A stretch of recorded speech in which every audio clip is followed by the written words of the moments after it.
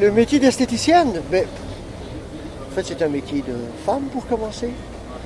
Voilà, c'est un métier qui a, à mon avis, de l'avenir. Il y a beaucoup de dames qui aiment bien d'être jolies, de se maquiller. Voilà, c'est pas facile pour un homme de donner un avis sur l'esthétique. Mais...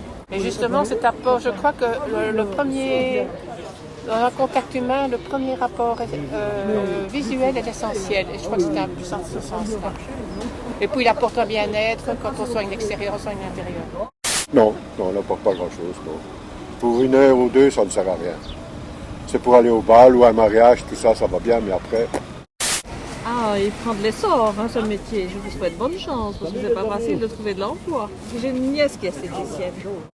Je trouve ça très bien parce que ça permet à des personnes de se sentir mieux et de se valoriser, que ce soit dans l'ordinaire ou face à la maladie.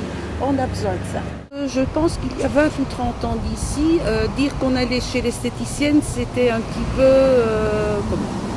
C'était surfait.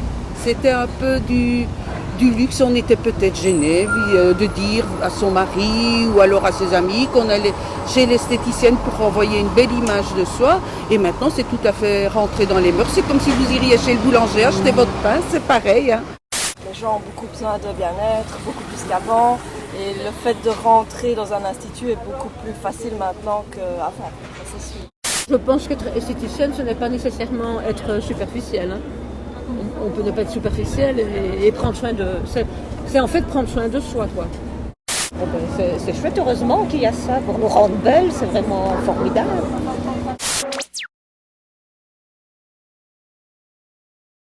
Bonjour à tous et à toutes. Pour débuter ce reportage, nous voudrions poser une question essentielle à nos yeux.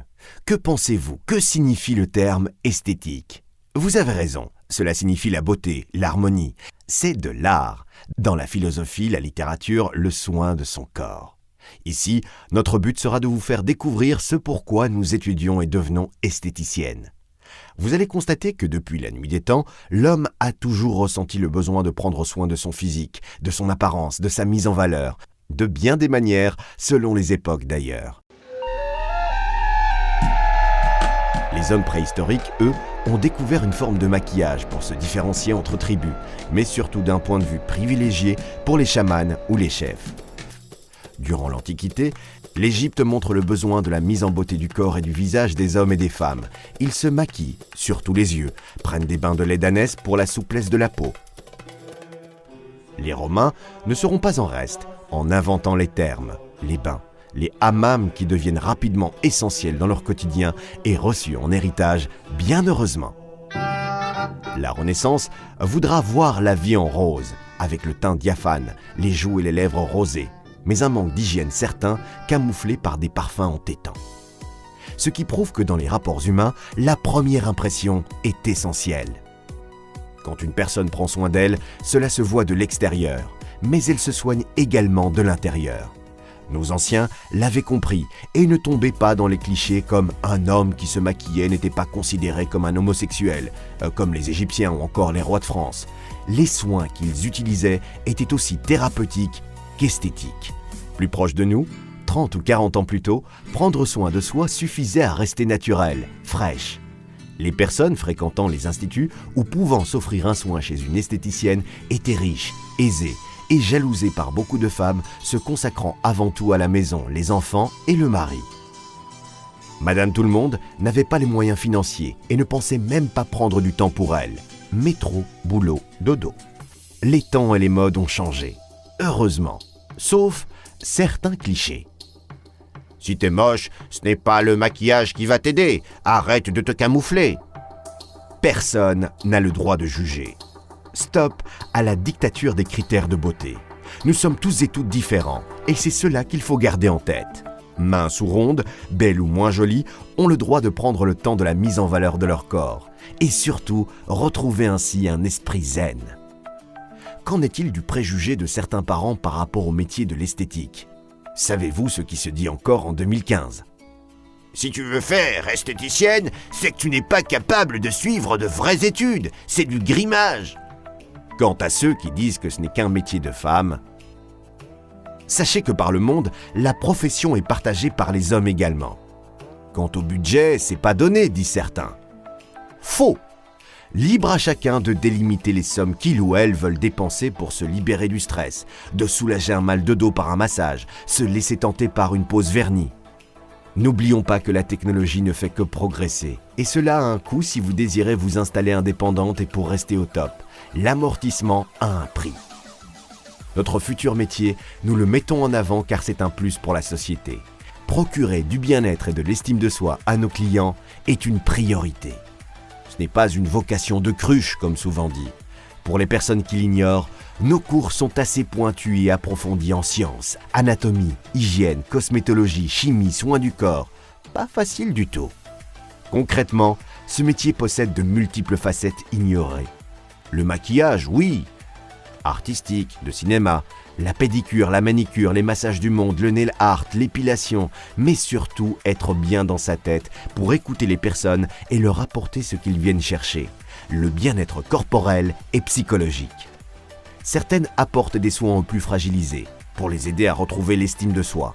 Chaque sourire retrouvé est une récompense inestimable pour l'esthéticienne qui aime son métier.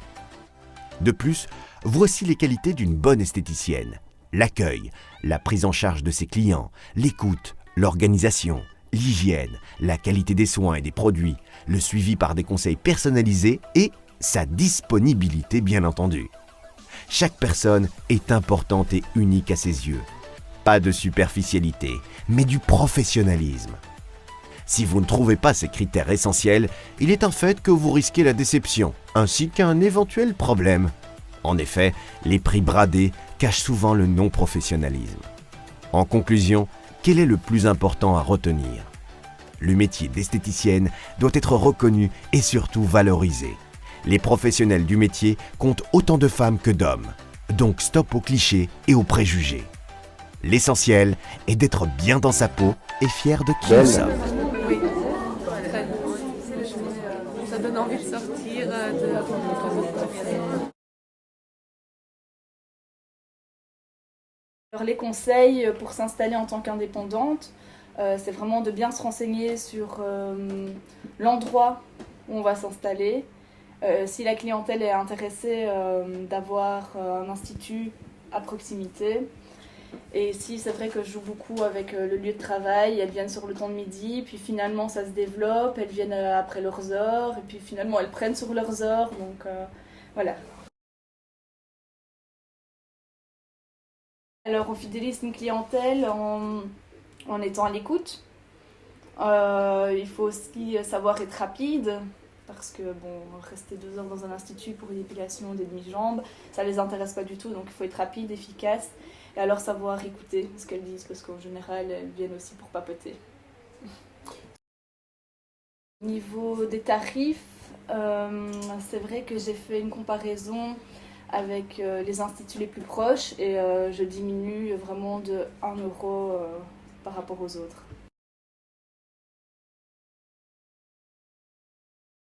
Il faut persévérer, il ne faut pas lâcher.